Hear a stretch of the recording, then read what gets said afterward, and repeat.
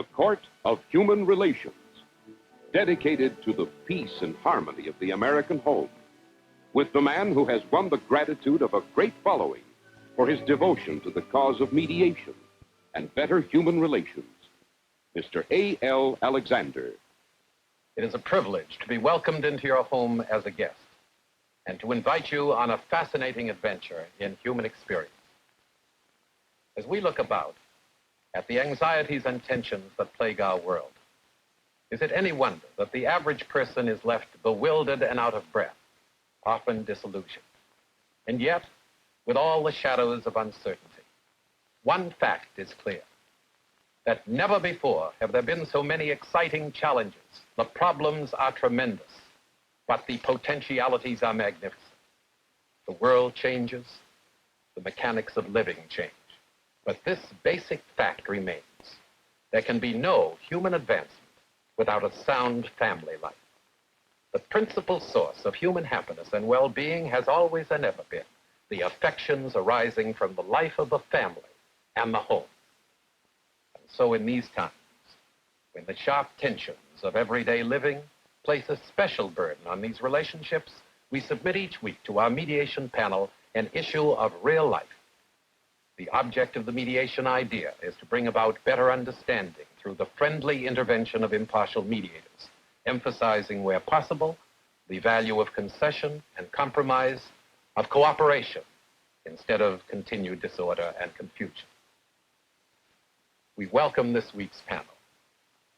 Three notable figures in contemporary life.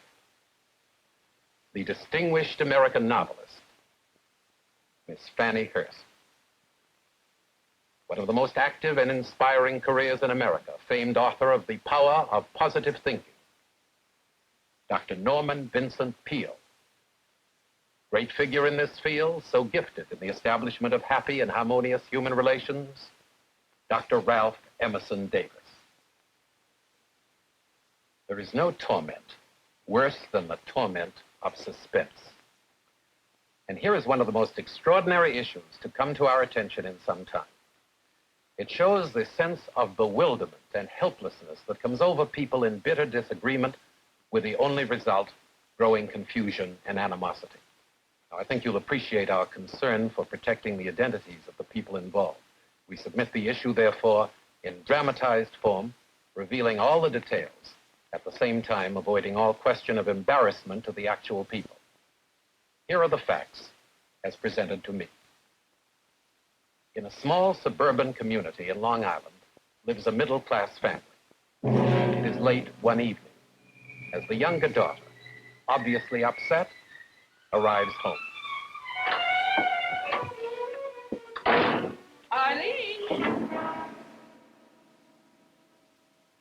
Eileen?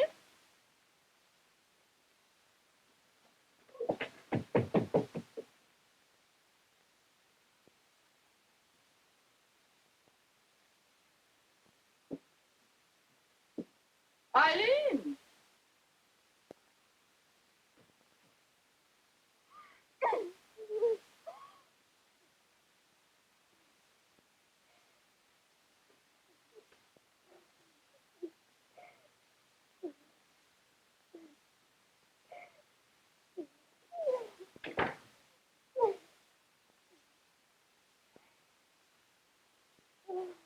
What's the matter, Eileen? Tell me. Oh, I can't, Mama. I can't. No. Tell me what it is.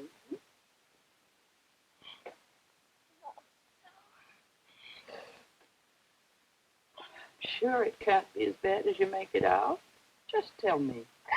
Mama, I just want to die. Don't talk so foolish, my baby. Come now. Tell me what it is. I'm sure it can't be that bad. Yes. Yes, Mama. Tell me. Well, I met a man, Mama. And I didn't know what I was doing. I didn't realize. I loved him, Mama. Now I... Oh, What?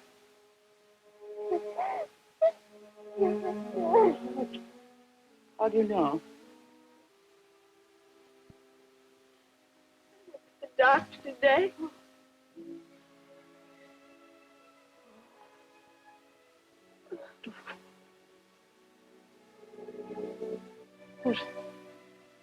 Who's the man? No way, Mama. Who's the man?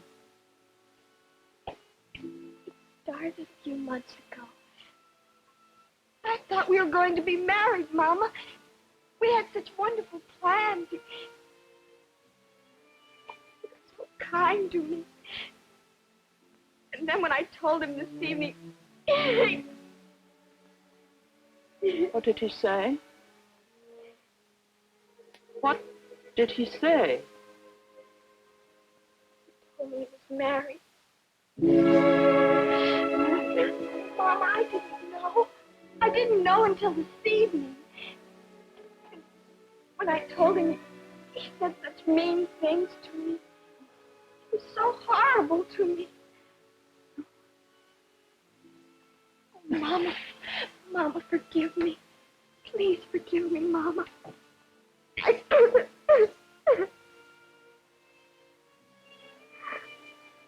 I'm only glad your father isn't alive to see this. Mama, what can I do? Can you do now? Oh, fool.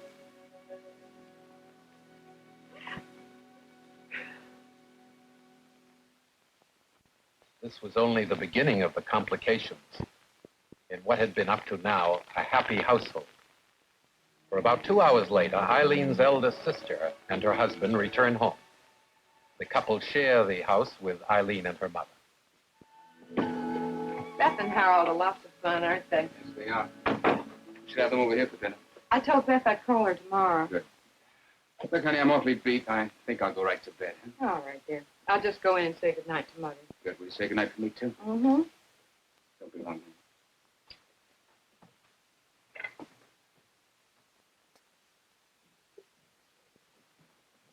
Mother, what's the matter?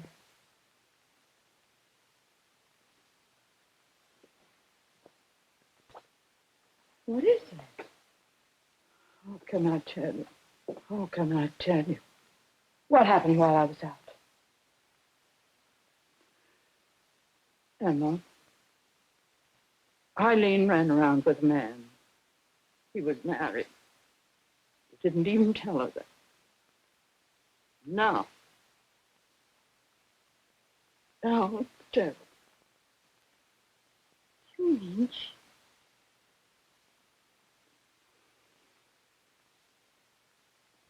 Oh, no.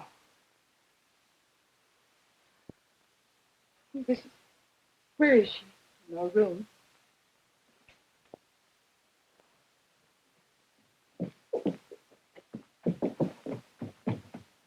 Be gentle with her, Emma. She's so upset. Eileen. Emma. Oh, my darling little baby. I loved him so much. Well, dear, don't cry. Don't cry, dear. It's so unfair. You're married, Emma. Can't have a baby. Well, Eileen, who isn't married. I wish this was my baby.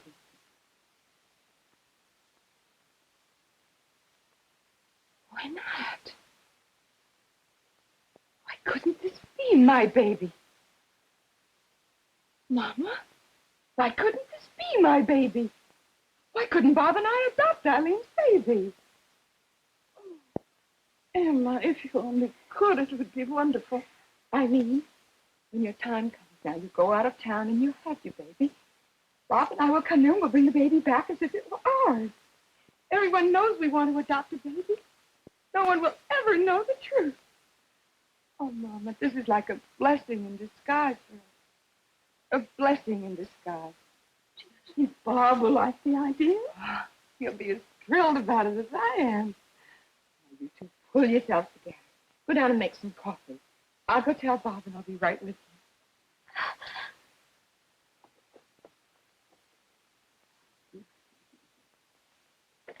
Bob! Bob! Hey, where's the Bible on fire? Listen to me. I'm not going Be anywhere. serious. Oh, look, you mind, young lady, if I put my pajamas? Bob! What is it? Eileen is going to have a baby. Eileen. She met a man and fell in love with him, and she didn't know he was married, and now she's Having a baby. Eileen? Bob. I know how we can help Eileen and help ourselves at the same time. How?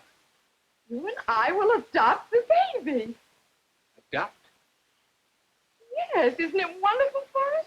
I mean, in a way, we'll have our own baby at last, and at the same time we'll be helping Eileen. Yes, but, What, Bob? It's so simple and so obvious. I don't know. There's something about it. What? I don't know. Bob, there isn't anything to prevent our adopting the baby, is there? I mean, legally? No.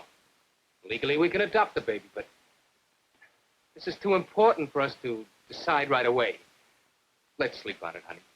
Well, how can we with Mama and Eileen downstairs waiting for your answers? You think they'll sleep all night? We can't rush into anything as serious as this. Don't you want a baby? Oh, Emma, you know I do. Well, then this is our big chance. What's a home without a baby? You said that yourself. I know, but adopting Eileen's baby. That's all the better. That's going to make it more like our baby. We have everything to offer it. We have room for it and money, and we'll even have help raising the baby. Mama and Eileen will help us to raise it.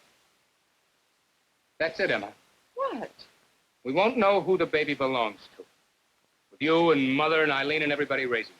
Oh, Bob, please be reasonable. Now, look, I'm trying to be very reasonable. Well, you certainly are not making any sense at all. Look, let's go downstairs and settle this all together, huh? Come on. Bob! Bob!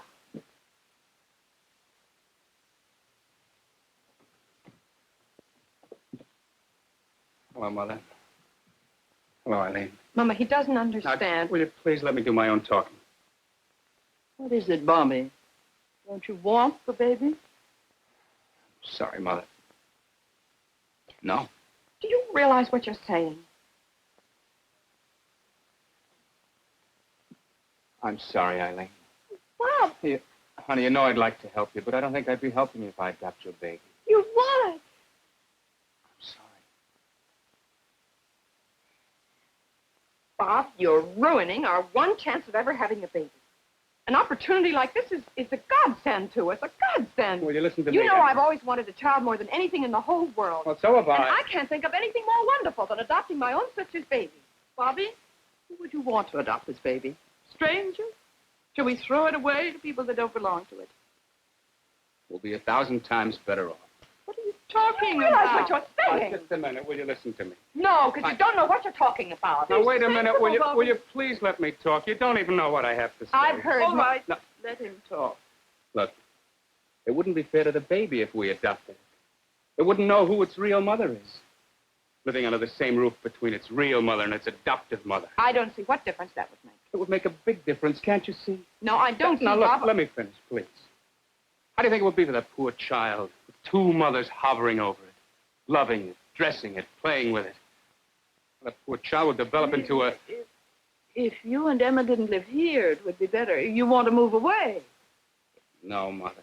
No. You just don't understand. Well, then why are you raising all these crazy questions?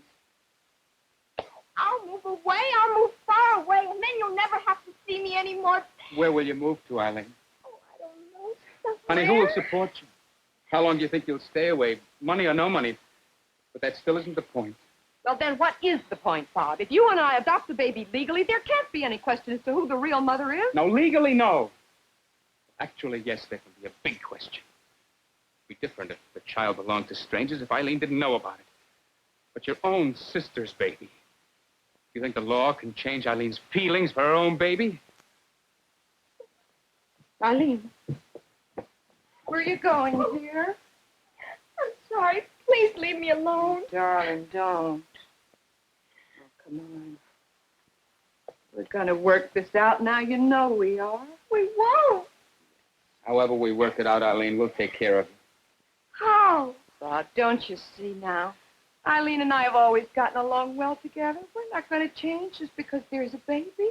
Suppose Eileen wants to get married in a few years. She'll want the baby back. I won't. I'll never take the baby away from you. You're just saying that now because you're anxious for us to take the baby. When the baby's a few years old, you're going to feel differently. Now, this can only make misery and heartaches and enemies. Now, Bob, don't start that again. Oh, look, after we spend our love and affection on this child, she's going to want her baby back. Bobby, think of the hurt and disgrace on us now. Can't you see what you're doing, Bob? I know it's hard on us now, but it'll be twice as hard on us later. No, it will not. You're just standing in the way of our future happiness. Oh, I'm doing nothing of the kind. Please, listen to me this once. No. We'll be making a terrible mistake if we adopt Eileen's baby. You just don't want a baby. You're making up a lot of lies, a lot of excuses. No, I'm not. I just don't understand it. You wanted a baby so badly. You've been to every adoption agency, and they've all said, we're sorry there aren't enough babies to go around. Now we have this chance to... We'll just have to wait a little longer.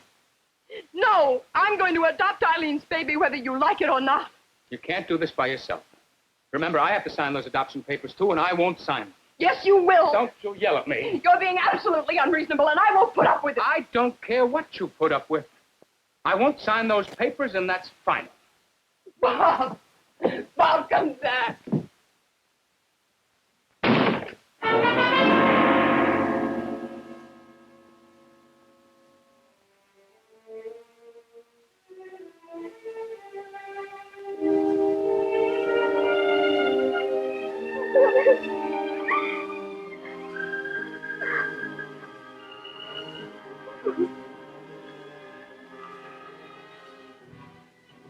What are we going to do now?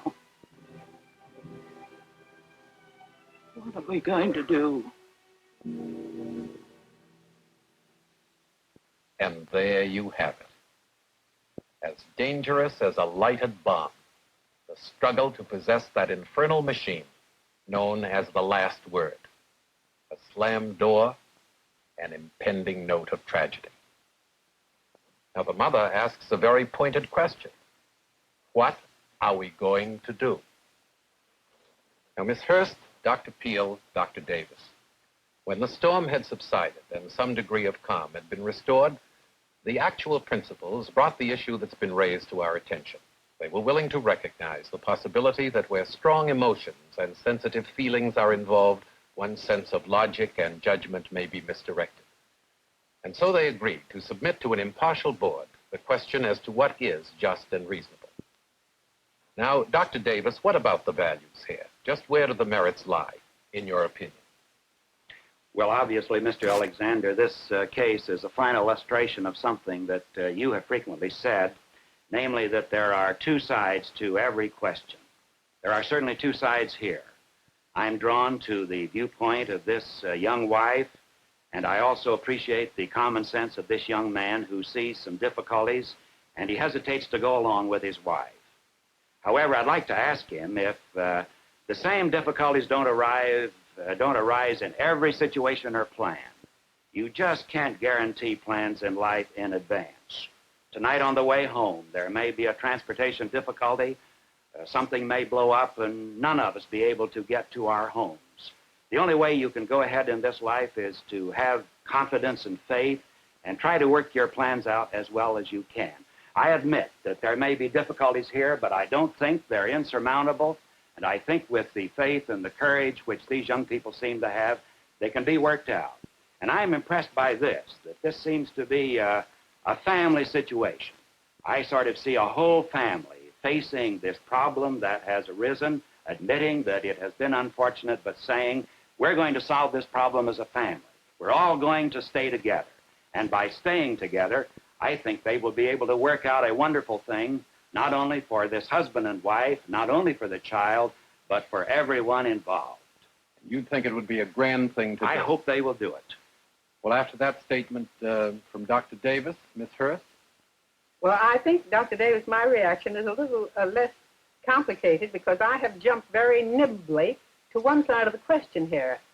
With due respect for your attitude, it seems to me you have left out a very important and highly predictable angle in this picture, something known as the humanness of nature.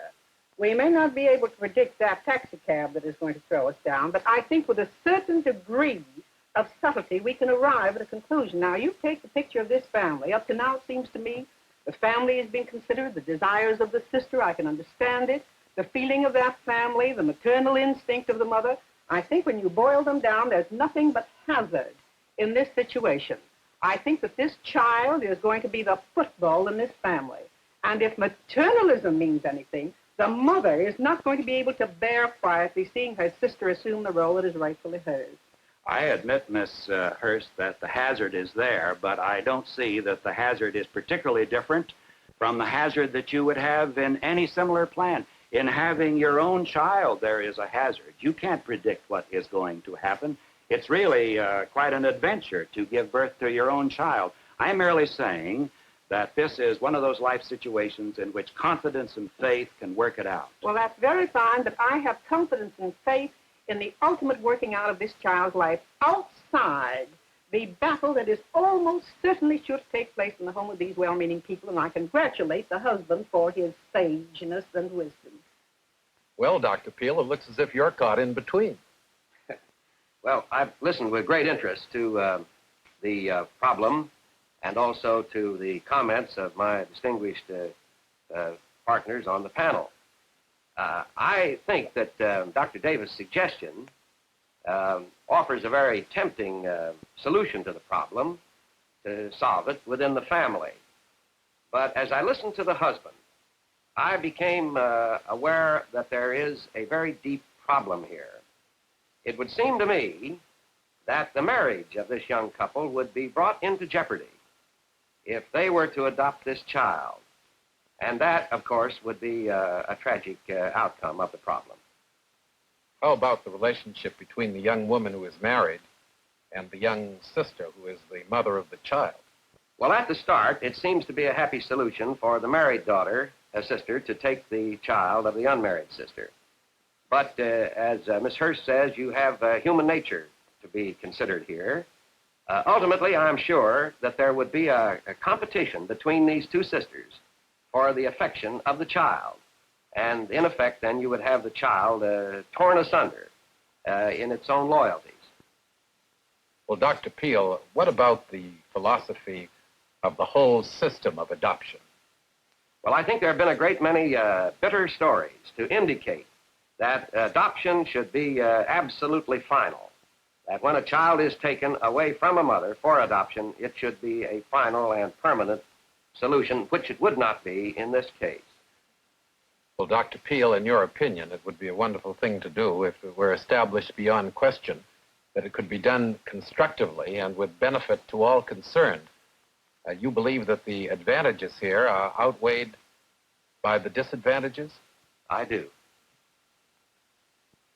To sum up, the majority of the board feels that the husband is right in pointing out the dangers that exist, that there might be a serious clash between the two mothers in the bringing up of the child, and the situation would be very delicate for all concerned if the child found out later that the aunt is actually the mother. The decision of the board is an agreement with the husband. Of course, as a practical matter, a way out of this dilemma, arrangements can be made for the placement of the child and ultimate adoption by a family where these involvements are not present. It should be done, of course, through an accredited agency, ensuring complete secrecy for the mother. We trust further that the young husband and wife are earnestly desirous of adopting a child. I would say in many ways well-equipped to provide the benefits of a good home, something that should be more thoroughly investigated, will be permitted to do so through the intervention of the same agency. And now, this closing word. It is earnestly to be hoped that the actual parties to conflict here will see the wisdom of compliance and adjust their differences as a result of the influence brought to bear by this board. The experience of life tends to indicate that all things work together for good, something we can't always see at the time. But often, before we know it, the gloom begins to lift and the heart begins to lighten. It was Henry Van Dyke who expressed this attitude in words ever memorable, when after paying toll to youth and age, to life's inevitable losses and disappointments, he joyously declared that his heart would keep the courage of the quest and hope the road's next turn would be the best. Our faith for all of us in these times is that it will be. Next week at the same time, the Court of Human Relations will bring to you another absorbing and dramatic chapter of real life, another distinguished panel of mediators, and the famed pioneer personality in human relations programs, A.L. Alexander.